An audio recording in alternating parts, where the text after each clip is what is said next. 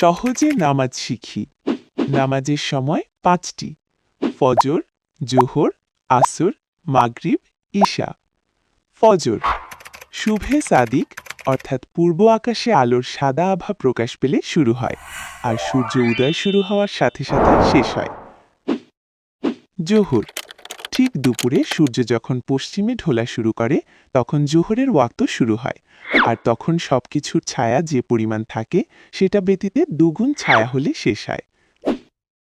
আসর জোহরের সময় শেষ হলে আসরের ওয়াক্ত শুরু হয় আর সূর্য ডোবা পর্যন্ত বাকি থাকে। মাগরিব সূর্য যখন পরিপূর্ণ ডুবে যায় তখন মাগরিবের ওয়াক্ত শুরু হয় আর পশ্চিম আকাশের লালিমা ডুবা পর্যন্ত বাকি থাকে। ঈশা পশ্চিম আকাশের লালিমা ডুবে গেলে ঈশার ওয়াক্ত শুরু হয় আর শুভে সাদিক অর্থাৎ ফজরের ওয়াক্ত শুরু হওয়া পর্যন্ত বাকি থাকে।